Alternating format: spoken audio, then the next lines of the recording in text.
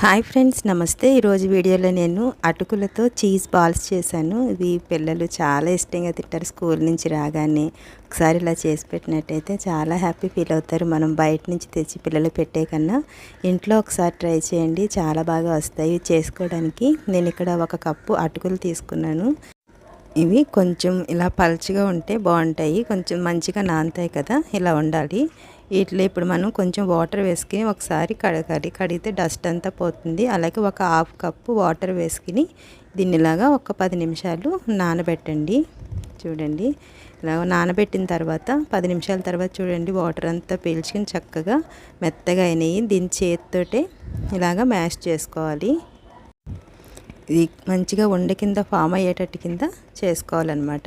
ఇందులో ఒక ఆనియన్ని చిన్నగా కట్ చేసి వేసుకున్నాను, కొత్తిమీర, కరివేపాకు, అలాగే అల్లంని చిన్న చిన్న ముక్కల కింద కట్ చేసుకుని వేసుకోండి.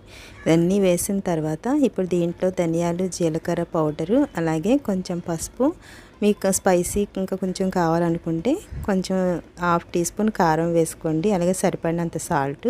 నేను మ్యాగీ మసాలా 1 స్పూన్ వేసాను. అలాగే చాట్ మసాలా 1/2 టీ స్పూన్.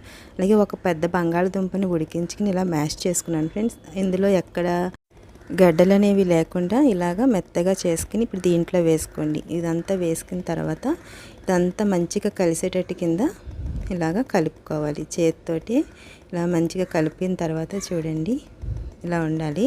అయిన తర్వాత నేను ఇందులో కొంచెం హెల్తీగా చేసుకోవాలి అని చెప్పేసి ఇందులో కొంచెం స్వీట్ కార్న్ని మిక్సీ జార్లో వేసుకుని మీరు పల్స్ మోడ్లో ఒకసారి తిప్పితే సరిపోతుంది. ఇలా కచ్చాబచ్చాగా ఉంటుంది. అది కూడా వేసుకుని ఇదంతా కలుపుకోండి. చాలా బాగుంటుంది టేస్ట్ అయితే మాత్రం. ఇదంతా కలిపిన తర్వాత ఇప్పుడు నేను ఇక్కడ మొజరెల్లా చీజ్ తీసుకున్నాను. ఫస్ట్ మనము ఇలాగా చిన్న బాల్ కింద తీసుకుని దీన్ని సెంటర్లో మనము ఈ చీజ్ వేసుకోవాలి. ఇలాగా మనం వీటిని ఒకసారి చేసి పెట్టుకున్నామంటే కంటైనర్ బాక్స్లో వేసుకుని మనం ఎప్పుడు కావాలంటే అప్పుడు పిల్లలకి ఇలాగా మనం ఫ్రై చేసి ఇవ్వచ్చు. దీన్ని ఇలాగా బయటికి చీజ్ అనేది రాకుండా చక్కగా బాల్ కింద చేసుకోవాలి. ఇలా అన్నిటినీ కూడా ఇలా చేసుకోండి. చేసుకున్న తర్వాత నేను ఇక్కడ 2 స్పూన్లు కార్న్ఫ్లోర్ తీసుకుని కొంచెం వాటర్ వేసుకుని ఇలాగ కొంచెం లిక్విడ్ కింద చేసుకోండి. ఇలా చేసుకున్న తర్వాత నేను బ్రెడ్ క్రంబుల్స్ కూడా ఇలాగ ఒక 3 బ్రెడ్స్ని తీసుకుని మిక్సీలో వేసుకున్నాను ఫ్రెండ్స్.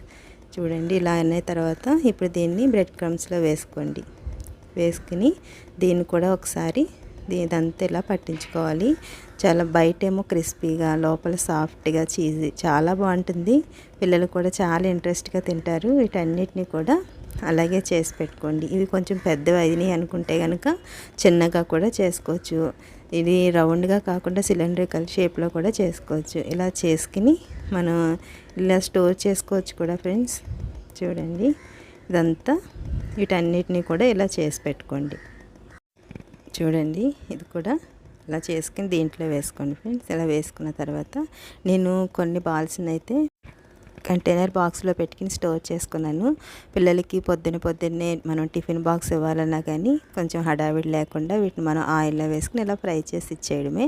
చూడండి, ఈ ఆయిల్కి ఎన్ని అయితే పడుతున్నాయో అన్ని వేసుకుని ఫస్ట్ దీన్ని ఇలా కదపకూడదు. 1-2 నిమిషాల తర్వాత మాత్రమే ఇది కొంచెం ఫ్రై అయిన తర్వాత కదపండి. లేకపోతే మనం గట్టితో ఇలా తిప్పేటప్పుడు ఏమవుతుందంటే కొంచెం చీజ్ అనేది బయటకు వచ్చేస్తుంది.